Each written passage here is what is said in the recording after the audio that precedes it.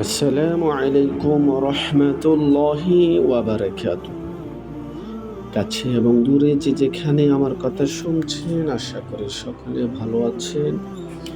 আল্লাহ রাব্বুল আলামিনের দয়া এবং অনুগ্রহে আমি আপনাদের দোয়ায় ভালো আছি। সম্মানিত মিডিয়ার ফলোয়ার বৃন্দগণ এবং আমার শুভাকাঙ্ক্ষীগণ, যারা আমার কথাগুলো শুনছেন, সকলকে আমার কাছে একটি অনুরোধ থাকবে, এই কথাগুলো যদি আপনার কাছে ভালো লেগে থাকে তাহলে দাওয়াতের নিয়তে, সাদাকার নিয়তে অন্যকে শেয়ার করে শোনার সুযোগ করে দিবেন।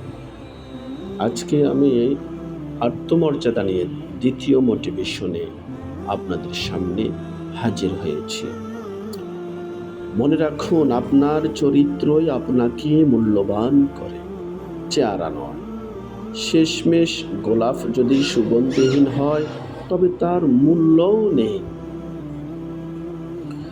যদি আপনি অন্যের মতামত নিয়ে উদ্বিগ্ন থাকেন তবে তা বাদ দিন। আপনার জীবনের মূল লক্ষ্য প্রকাশ করুন, সর্বশক্তিমান স্রষ্টাকে খুশি করুন, দেখবেন সবই ঠিক হয়ে যাবে। ভিন্ন মত প্রকাশ করা স্বাভাবিক, তবে কখনো তা বিদ্বেষে পরিণত করবেন না। যদি দুপক্ষই আন্তরিক হয় তবে মানবতার মত বিরোধ সম্পর্ককে শক্তিশালী করে। মানুষ আপনার সম্পর্কে কি বলে তা নিয়ে অতিরিক্ত গুরুত্ব দেবেন না। একইভাবে আয়নায় যা দেখেন সেটি আপনার আসল প্রতিচ্ছবি নয়। আপনার প্রকৃত পরিচয় হৃদয়ে অবস্থিত, কোনো বাহ্যিক বিষয়ে নয়। ডোন্ট জাজ মি বলে নিজেকে অযথা অজুহাত দেবেন না। পোশাক ও আচরণে সংযত হন।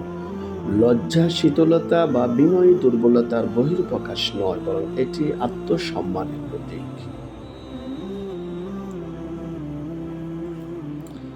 মানুষ কি বলছে তা নিয়ে মাথা ঘামাবেন না, তারা বলবেই আবার ভুলেও যাবে। তাই শুধুমাত্র সর্বশক্তিমান রবকেই গুরুত্ব দিন, তিনি সবকিছু স্মরণে রাখেন।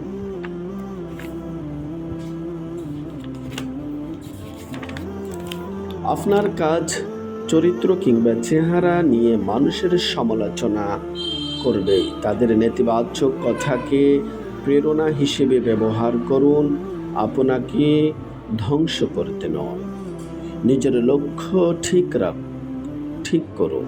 মানুষ বিভ্রান্ত করবে, লক্ষ্য পরিবর্তন করতে বলবে, কিন্তু যদি আপনি প্রত্যেক সমালোচনার গুরুত্ব দেন তবে কখনোই লক্ষ্য পৌঁছাতে পারবেন না। যাই করুন, কেউ না কেউ আপনাকে দিকভ্রষ্ট করতে চাইবে, কিন্তু যদি আপনার লক্ষ্য পরিষ্কার থাকে তবে নির্দ্বিধায় এগিয়ে যান। সর্বশক্তিমান নিজেই পথ দেখাবেন। জীবনকে অন্যের মানদণ্ডে মূল্যায়ন করবেন না।